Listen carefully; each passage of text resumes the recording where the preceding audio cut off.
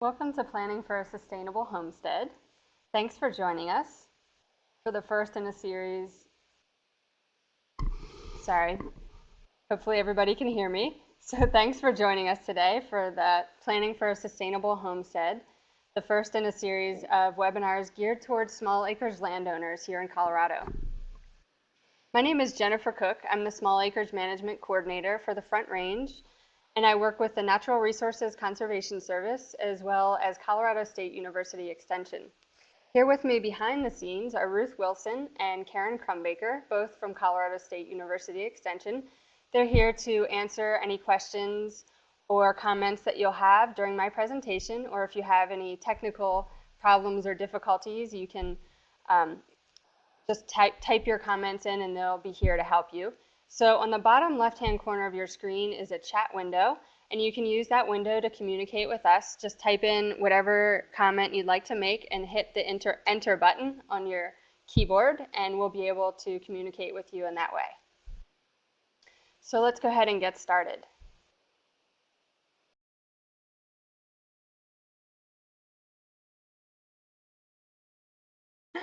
So planning for a sustainable homestead. There's a companion guide that many of you should already have, but if you don't already have it, you can download it, the PDF file of it here, and we'll put that up on the screen and make it available to download.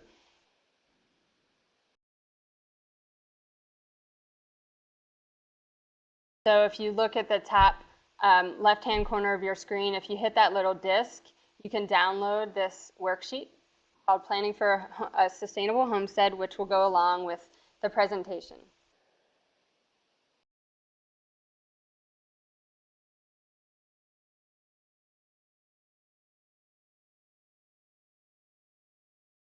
So let's just get started with the webinar, and you can follow along with your worksheet as we go.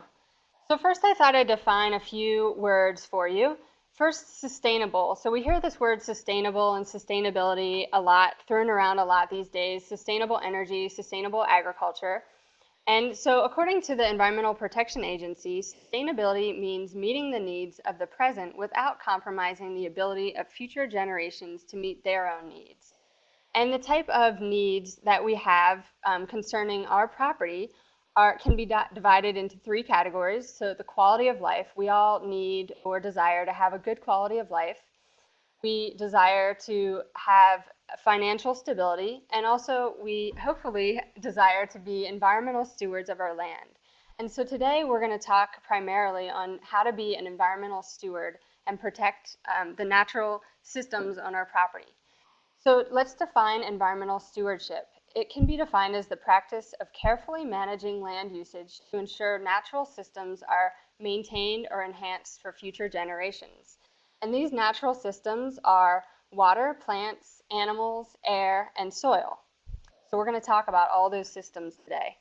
And I recently read a Native American proverb that goes like this: "We do not inherit the earth from our ancestors, we borrow it from our children."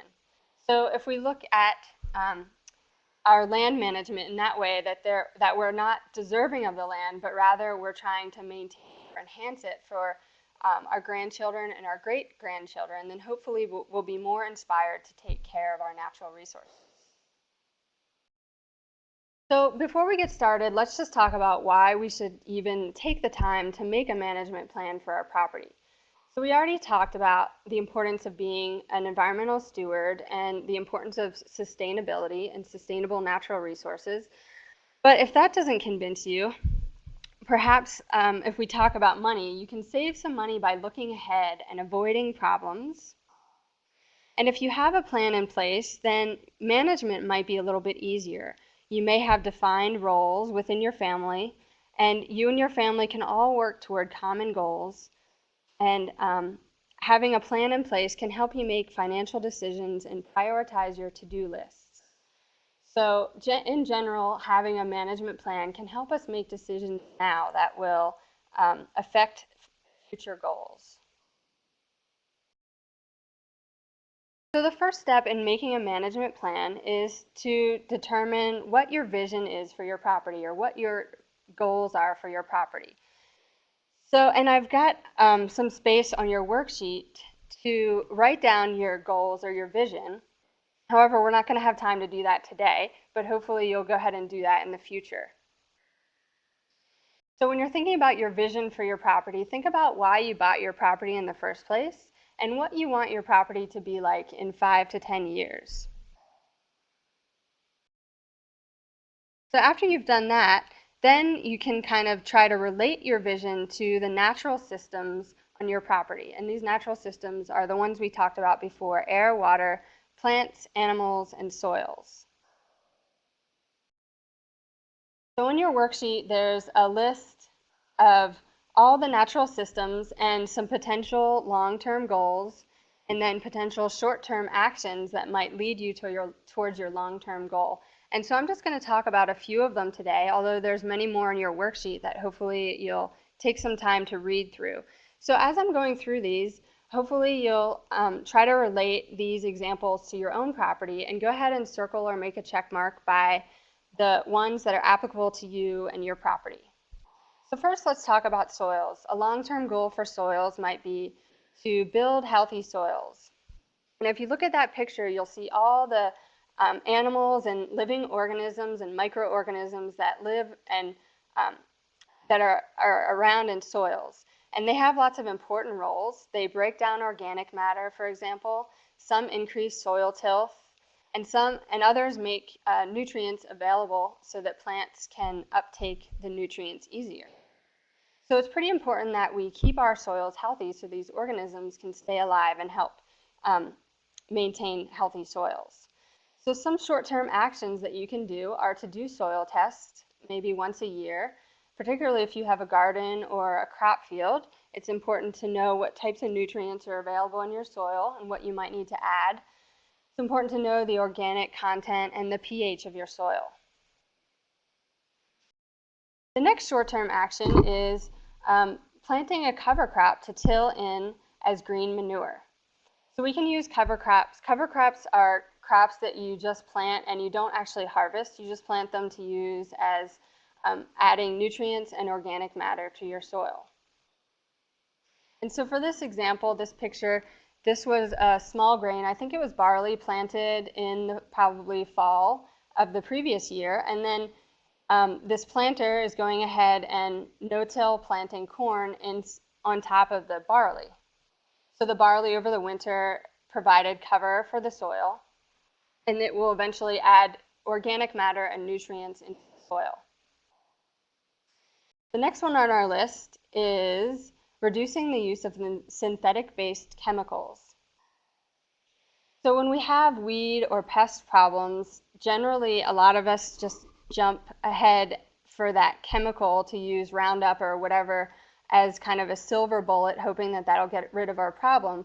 But if we look at pest management and weed management as more of an integrated practice where we first identify what problem we have and then research other appropriate ways of attacking the problem, like potential mechanical or biological or changing management practices on our property, then hopefully we'll reduce the use of using synthetic-based chemicals. Next down is reducing soil compaction. Whenever the soil is wet, we should not drive or walk or even let our animals graze on the soil to protect it from soil compaction. And then finally, reducing soil erosion. This picture is a pretty common picture here in Colorado. So the soil erodes here a lot by wind and also potentially by water. So we want to just keep vegetation on our soil as much as possible to reduce erosion like this. So the next natural systems that we'll talk about is plants. So perhaps our long-term goal might be to manage sustainable plants. So we can go about doing that by assessing existing vegetation. So we might go ahead and walk our ground and identify the different types of plants that we have growing on our property. And we may find that we have some native plants Or maybe we have some poisonous plants that we want to get rid of and we don't want our animals to be grazing. And we may find that we have some plants that will attract wildlife, or maybe we want to add some plants that will attract wildlife. Maybe we want to attract some pollinators like bees or butterflies and birds. So we can just look at the different types of vegetation growing and work towards these goals. Weed control we already talked about. It's important to control weeds so that we don't have a monoculture of just weeds on our property, so that we can establish diverse plant communities for sustainable vegetation in the future. And then the last one, the last short-term action is maintaining vegetative cover, which goes back to reducing soil erosion, which we talked about earlier. So in Colorado, water is a big topic of conversation, particularly if you're on the east side of the Rockies where water is limited. So it's important for us to protect our water quality and quantity. So some of the ways we can do that are to test our well water if we have a well. You can test the well water once a year for potential contaminants like E. coli, or even for salinity issues. I know a few landowners that I've worked with have saline water and have discovered that they're actually killing their landscape by irrigating with the saline water. We'd also like to prevent contamination by manure and other chemicals into water bodies.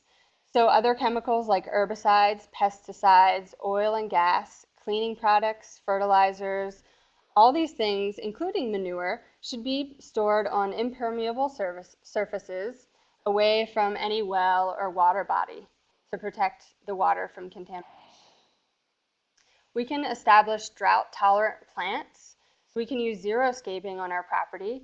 This picture is a perennial xeriscaped garden in Denver, and I just thought it was a great picture to show that you can xeriscape and use drought-tolerant plants, and they're still really beautiful without using as much water as some of the traditional plants you might like to grow. If you are irrigating, it's important that you maintain your irrigation system. So you check the nozzles every year and make sure that the system is operating up to the peak performance and replace any broken parts so we can go ahead and conserve the water that we have on our property.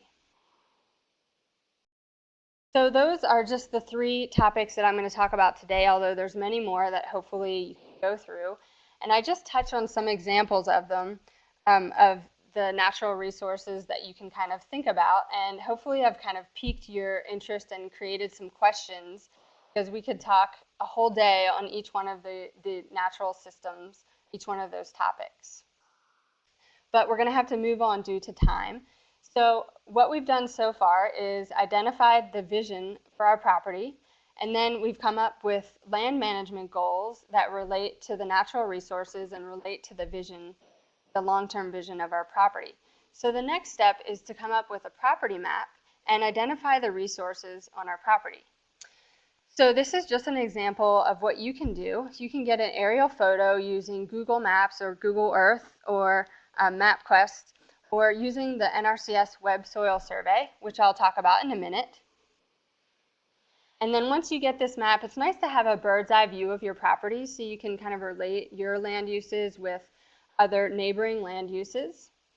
And once you get that map, you can draw, make a sketch of your property.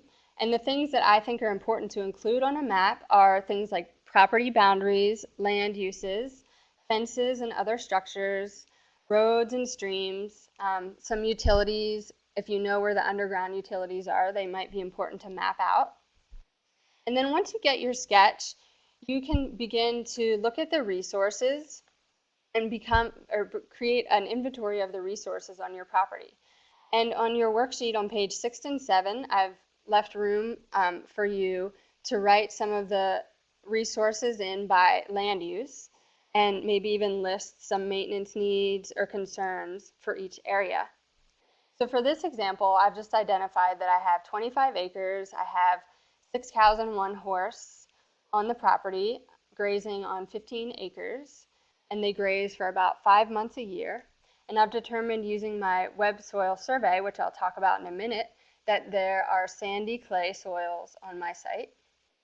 The predominant grasses are blue grama grass and crested wheatgrass, which are both great grasses to have, so I want to make sure I manage that I can maintain them for the future. And the weeds that I have, I know that I need to work at controlling are Canada thistle, redroot pigweed, and common mullein. And I can even go ahead and map where the weeds are on my property to help me make my management plan. Next, I want to just tell you a little bit about the Web Soil Survey, because I think it's a great tool to not only create an aerial map of your property, but also to delineate the soil types that are on your land. When you open up the site, the website address is listed on page 5 of your worksheet. When you open up the site, you'll see the map of the United States. And if you click on, let me see if I can get my arrow, if you click on this navigate by address, it will allow you to type your address in, and it'll zoom in onto your property, and then get my arrow again here. And once you get to your property, you need to use this key, the area of interest. You need to click on that AOI and outline your property. And so then from that point, you'll be able to get a soils map of your property. Let me just point out these tabs. So this area of interest is the first one that we just talked about.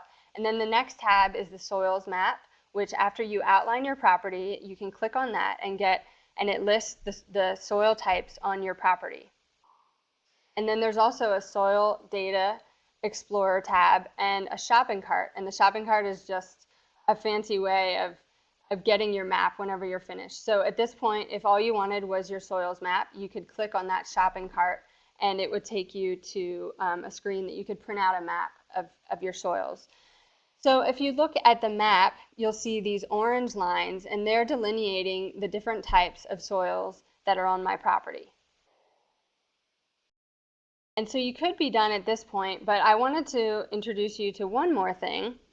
If you click on that soils properties tab, you can look at the suitabilities and limitations of the soils on your property, and this vegetative productivity, the third one up here, I just thought I'd point out, because if you're interested in, maybe if you're wondering if you want to grow some corn or soybeans on your property and you're wondering what types of yields you might get, you can click on this vegetative productivity, and it'll give you some estimates of the types of the yields that you can get according to the soil types on your property. So we've got our map and our goals, and the last thing we need to do is begin to refine our goals by determining if there are any limiting factors that may affect us and may affect our goals or our dreams for our property. So the first three on the left are time, labor, and money.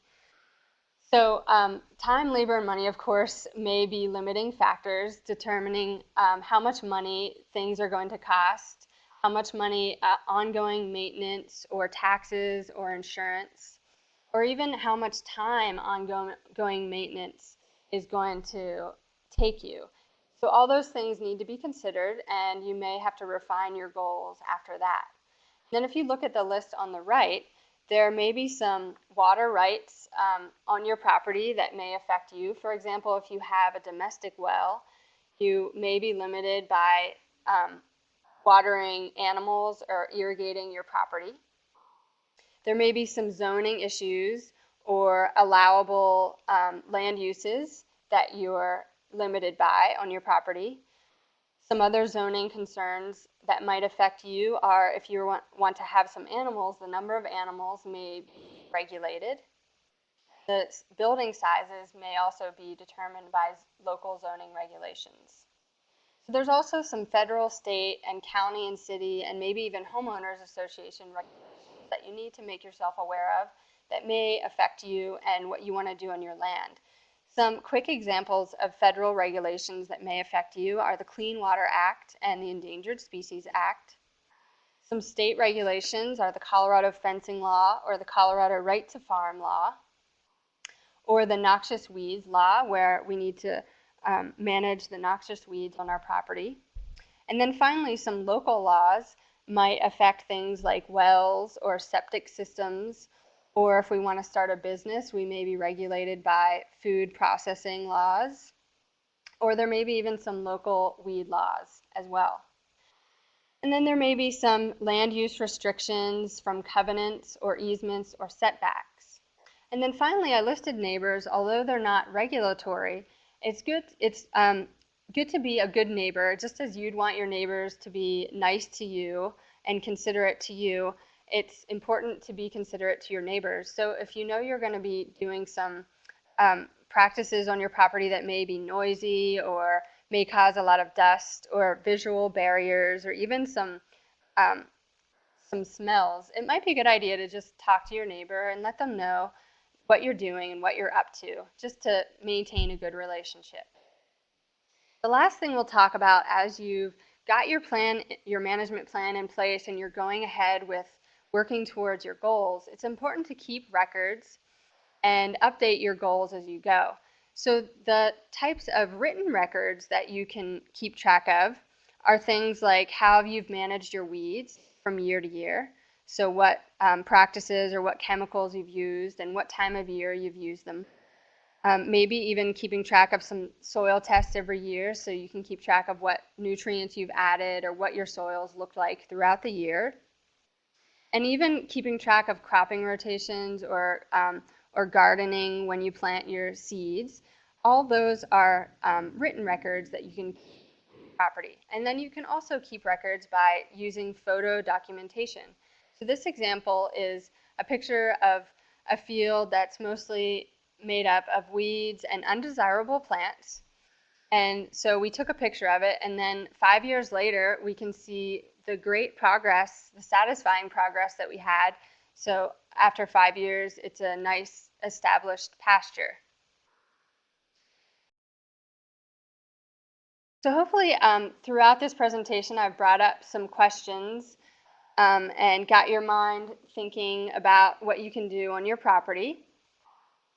So if you have some more questions, you might take a look at the Colorado State University Small Acreage Management website, which we've developed this year with a lot of useful information on it. This webinar is going to be recorded and it'll be available here in this multimedia zone on the right-hand column. There's also topics that you can click on that will take you to lots of resources and links.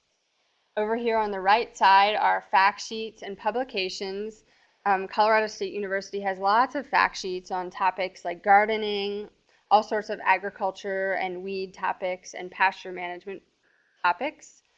You can click there and it'll take you to those fact sheets. And then finally, in this multimedia zone, we've been working on developing some small acreage educational videos, and we finally have a few up. We have two on pasture management and one on using the bindweed gallmite as a way to control bindweed on our property. So take a look at those if you have a chance. And this is just a screenshot, but if you scroll down further on this right-hand column, you'll be able to click on and access past newsletters and also click on events. The events like this webinar today, they'll be listed. And also, I'd like to encourage you to contact me if you have any questions, because that's kind of pretty much my job, is to help small acreage landowners. So please feel free to contact me, or you can also contact your local NRCS office or your local Colorado State University Extension office. And I've listed their websites so you can find their contact information. Before we leave today, I'd like to ask that you take part in a survey. So we just have 3 questions so we can get some feedback on how you feel about this webinar, since this is kind of the first of a series. So the first question, you can just use your mouse and click on your answer, and all the answers will be anonymous. The first question is, how would you rate the usefulness of the webinar? The second question is, do you plan on using some of the skills you've learned in this webinar? And then finally, our next webinar is on May 13th, and we're going to have Noe Marymore, who's a wildlife biologist with NRCS and the Bird Observatory, the Rocky Mountain Bird Observatory, come talk with us. And so she's wondering what topics you'd most like to learn about: backyard birding, wildlife habitat basics, or dealing with wildlife damage, as protecting windbreaks and removing prairie dogs. So we'd like to have your input, and hopefully you'll be interested in joining us again on May 13th. If you'd like to register for that webinar, you can go ahead and email me. So I think at this time we have a few minutes if anybody has any questions. Otherwise, thanks for joining us, and I hope you've enjoyed this Lunch and Learn webinar on planning for a sustainable homestead. Thanks.